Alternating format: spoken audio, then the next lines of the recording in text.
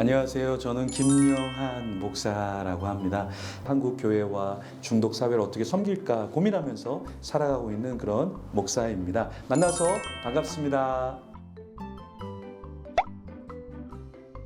우리가 중독이라고 하면 갑자기 빠졌다라고 생각하는데, 사실은 중독은 발견했을 시에는 이게 어느 정도 시간이 굉장히 많이 지나갔다라고 보시면 돼요.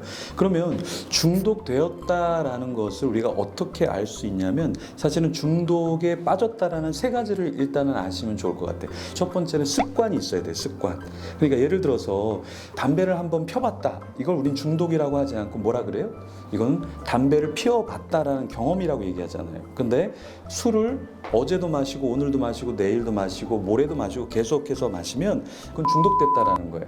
반복이 된다라는 거잖아요. 그래서 이것을 습관이 되면 중독되었다라고 봐요. 그런데 그럼 습관이 있다고 해서 중독이냐? 그렇지 않아요. 두 번째는 뭐냐면 의존성이 있느냐라는 거예요. 그러니까 예를 들어서 내 자녀가 스마트폰을 계속해서 갖고 놓질 않아요. 화장실에 갈 때도 가져가고, 누구를 만나도 그것을 안절부절 갖고 있고, 학교에 가도 그것을 가져가야 되고, 계속해서 쉬는 시간에 보면 그걸 하고 있다. 그럼 우리는 그것을 의존성이라고 봐야 된다라는 거예요. 그래서 중독이라는 것은 하루아침에 만들어지는 것이 아니라 대부분은 부모님이 어느 정도 그것을 인정해 주는 가운데 중독이 만들어지는 거예요. 중독의 무서운 건 뭐냐면 내성이에요. 내성. 그러니까 처음에 게임을 할 때 여러분들이 게임을 집에서 30분만 해 그러면 30분만 합니다. 용서해주지 않는 아빠, 엄마를 알기 때문에 하나님은 용서를 해줘서 우리 엄마는 절대 용서해주지 않아. 그러니까 알기 때문에 집에서는 30분만 해요. 내성화가 일어난다는 건 1시간, 2시간, 3시간이 일어난다는 거거든요, 중독은. 그래서 PC방, 그 거룩한 PC방에 가서 자기가 받았던 헌금의 반을, 절반 이상을 거기다 쏟아 부으면서, 왜냐면 이게 내성화가 일어나기 때문에 그래요. 그래서 중독은 습관과 의존성, 거기에 내성화가 일어나면 중독이 일어나는 것이다. 이제 세 번째는 중독되었다는 건 금단현상이에요. 금단현상이라는 건 그걸 멈추면 화를 내요. 예를 들어서 게임하고 있는 친구에게 야, 너 게임해? 그러면 화를 막 낸단 말이에요. 그건 중독됐다라는 거예요.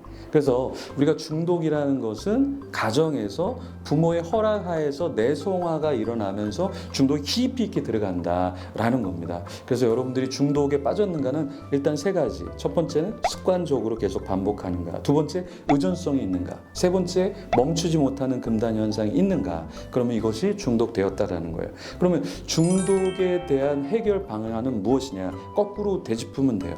그것을 습관적으로 하지 않도록 다른 것에 거룩한 좋은 것의 습관에 빠지도록 해야 된다라는 거고, 의존하는데 그 중독된 것에 의존하지 않고 하나님을 의존하고 부모님을 의존하고 친구를 의존할 수 있는 것으로 만들어줘야 된다라는 거예요. 세 번째, 금단 현상이 일어나지 않도록 조금씩 줄여가게 만들고, 그것도 한 번에 다 줄이지는 못합니다, 여러분. 그러니까 게임하는 친구한테 너 오늘부터 게임 못해.